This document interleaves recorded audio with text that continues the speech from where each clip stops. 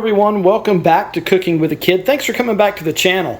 If you haven't already, please take a moment and subscribe and give us a thumbs up, and also hit the notification bell to be reminded whenever we have new videos come out.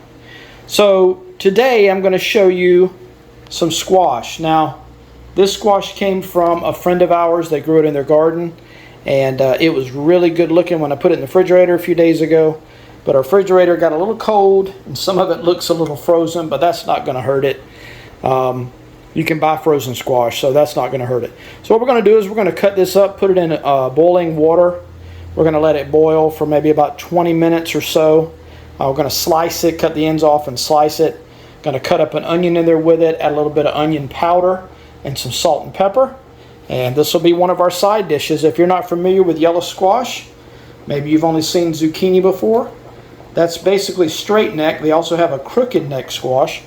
And we're going to get this prepared. So stick with us. Okay, so we're going to prepare this squash. As you can see, it's got a stem and a bloom end. We're just going to cut it in little rings like this. All the way through. Put it in our bowl. So I'm going to do that a bunch and bring you back. As I said, this got shoved to the back of the refrigerator. We've been preparing for some events at church with a lot of food in the refrigerator. And over the last couple of days, these got pushed to the back. And so they are a little bit frozen. But they'll be fine. We eat a lot of squash down here in the south. Zucchini, yellow neck, straight neck, spaghetti squash, acorn squash, a lot of squash. A lot of the old timers, a lot of the farmers, they grow crook neck squash, which some of these looked almost like a crook neck squash.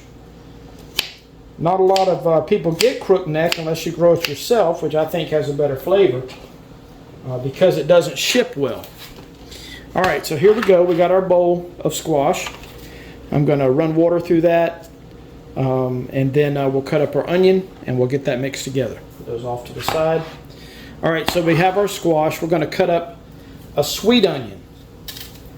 We do this down here. We like onion. This is actually a Vidalia onion from Vidalia, Georgia.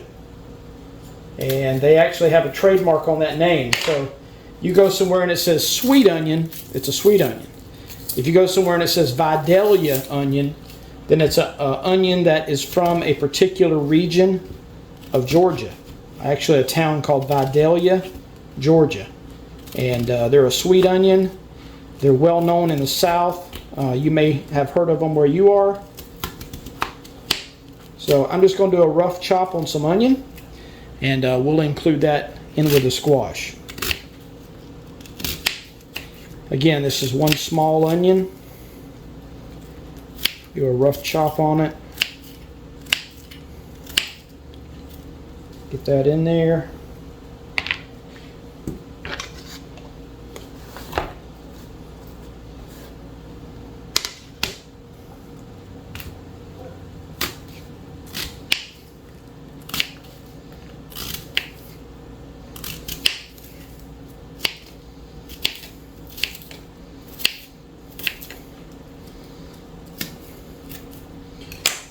Like I said, I don't know how it would do with a regular, like a baking onion, but we like to put onion.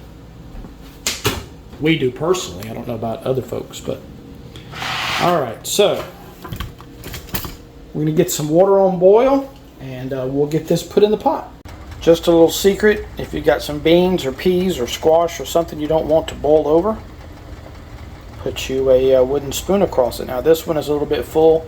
I'm going to watch it. I may have to take a little bit more water out of it, but that water will evaporate once it starts to boil, so we'll see if it's good enough. But if you have something that's foaming up, this happens to be a Paula Deen spoon my wife has. If you want to keep it from boiling over, put your wooden spoon across it. Okay, as I said, It won't stop it from overflowing, but it'll stop the film of the foam buildup, the breaking the crest of the pot. So it breaks that barrier and it will not overflow. So there you go. Alright, our yellow squash is done. I'm going to take it out, show you some on a plate. Alright everybody, there you go. Yellow straight neck squash with onions, salt and pepper. If you've never tried any, check it out. Alright everybody, thanks for watching Cooking with the Kid this episode. If you hadn't already, please like and subscribe to the channel. Give us a thumbs up, great comment, and we appreciate you. Until next time, goodbye.